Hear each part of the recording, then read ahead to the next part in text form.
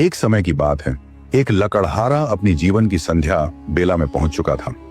वह अपने अकेलेपन में बैठकर सोच रहा था कि अब तो उसे अपने इकलौते पुत्र को जीवन की अंतिम सीख दे देना चाहिए।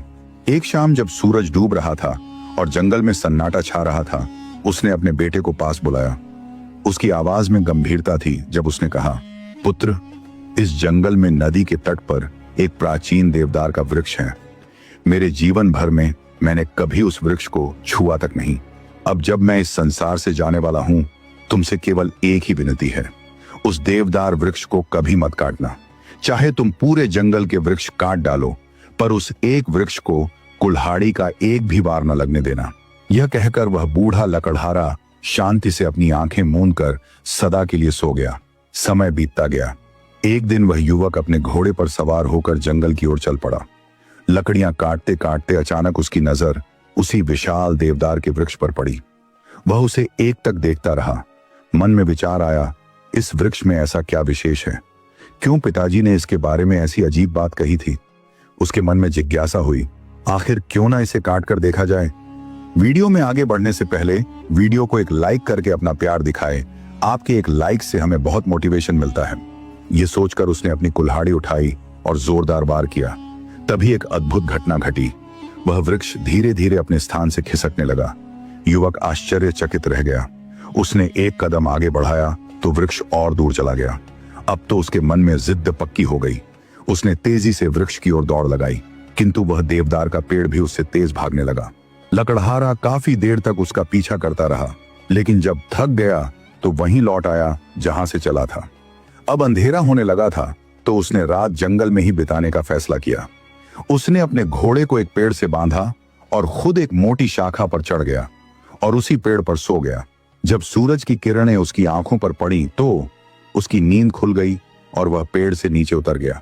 जब वह नीचे उतरा तो यह देखकर हैरान रह गया कि जहां उसने अपने घोड़े को बांधा था, वहां पर हड्डियों का ढेर पड़ा हुआ था। कुछ ही दूरी पर वही देवदार का पेड़ खड़ा था। लकड़हारे ने कुल्हाड़ी कंधे पर रखी और गहरी सांस लेते हुए कहा, अब चाहे जो हो जाए, मैं इसे पैदल ही पकड़ कर रहूंगा।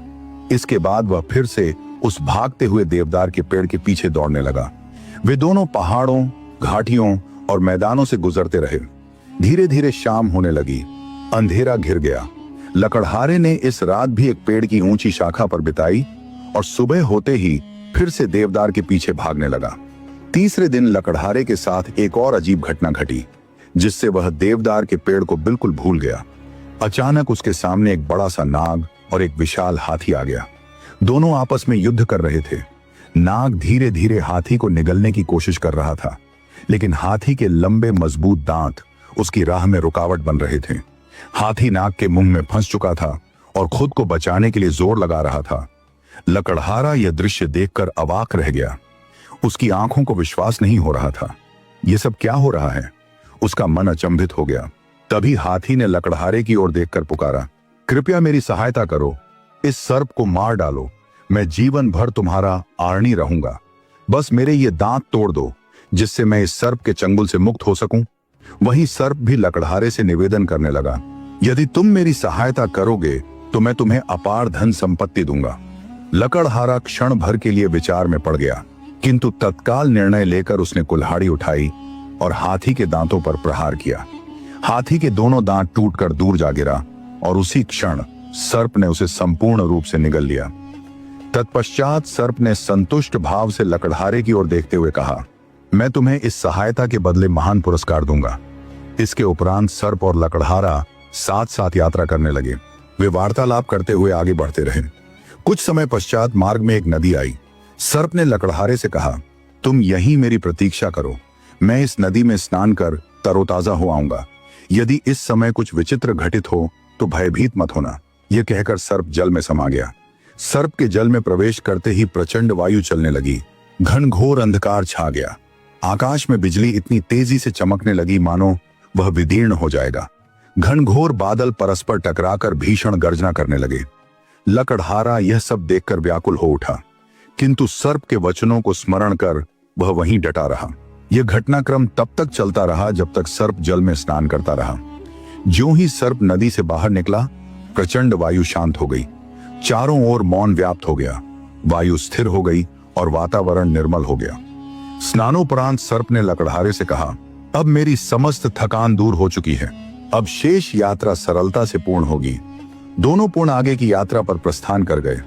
रास्ते के दोनों ओर पीले रंग के असंख्य फूल खिले हुए थे। वे कभी फूल तोड़ते, कभी हंसते, कभी गाते नाचते आगे बढ़ते रहे। अंततः दूर से एक घर दिखाई दिया। नाग ने लकड़हारे से कहा, यह मेरी माताजी का निवास स्थान है। जब मेरी माताजी जानेंगी कि तुम मेरे परम मित्र हो तो वे अत्यंत प्रसन्न होंगी और तुम्हें स्वादिष्ट भोजन परोसेंगी। लकड़हारे ने मुस्कुराते हुए कहा, यदि कुछ भोजन मिल जाए तो इससे अच्छी बात और क्या होगी। किंतु नाग ने सचेत करते हुए कहा, स्मरण रखना, मेरी माताजी जो भी भोजन दें उसे मत खाना। केवल इतना कहना कि तुम्हें दीवार पर लटका हुआ वो छोटा सा दर्पण चाहिए। वार्तालाप करते हुए वे दोनों घर के समीप पहुंच गए। नाग ने द्वार खटखटाया। उसकी माता ने पुत्र को स्नेहपूर्वक देखा और कुशल मंगल पूछा। तत्पश्चात लकड़हारे की ओर देखकर पूछा, पुत्र,